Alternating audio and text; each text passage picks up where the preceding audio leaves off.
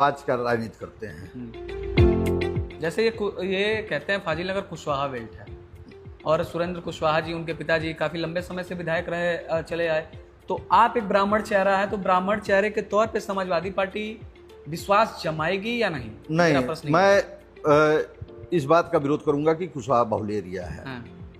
यहाँ सभी जाति के लोग हैं और अच्छे खासे संख्या में हैं। अल्पसंख्यक जाति की संख्या 1 नंबर है यहाँ पे। कुशवाहा बिरादरी की भी संख्या है, ब्राह्मण बिरादरी की संख्या है, यादव बिरादरी की संख्या है। तीनों चारों बिरादरियों की संख्या जब देखेंगे आप तो समकक्ष है, 10-5 हज़ार का अंतराल है।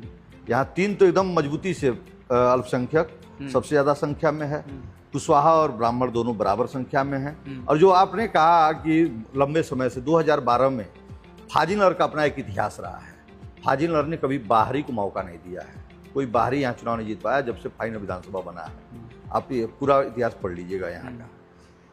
2012 में जब आदरणीय गंगा सिंह कुशवाहा जी भाजपा के टिकट पर चुनाव लड़ रहे थे तो विपक्ष में बसपा से जनाब कलामुद्दीन साहब लड़ रहे थे। वो कसिया के रहने वाले थे, कसिया विधानसभा लगता है उनका। वो चुनाव लड़ रहे थे और मामूली अंतर से 3000 के आसपास से चुनाव हार गए थे। एक माहौल यहाँ बनाने का प्रयास किया गया था, उस समय हम लोग उनके साथ खड़े थे। वो बसपा से लड़ रहे थे, मैं उनके साथ खड़ा था। नहीं, कलामुद्दीन जी के साथ।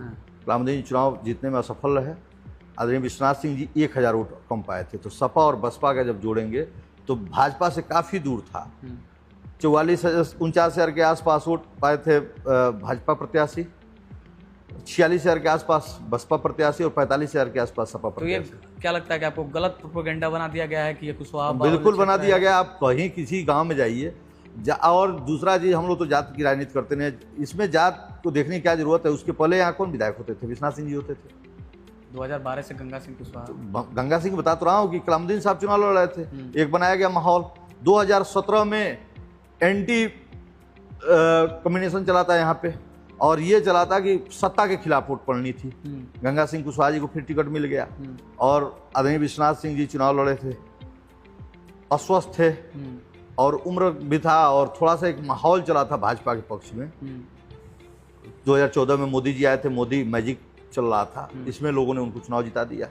2022 में मैं दावे के साथ कह सकता हूं कि कोई स्थानीय कार्यकर्ता सपा का लड़ा होता तो दावे के साथ यह सीट सपा के झोली में थी। मतलब मौर्य जी को लाके गलती कर दी। मौर्य जी चुनाव लड़े, 4 दिन पहले आए और चुनाव लड़ते ही इतना अपवाद भाषा का प्रयोग करने लगे कि यहाँ माहौल खराब हो गया और स्थानीय कार्यकर्ताओं में रोष भी था। इसलिए मौर्य जी उस माहौल को बना नहीं पाए, तब जाके मौर्य जी चुनाव हारे। और मौर्य जी भी 74,000 वोट पाए थे।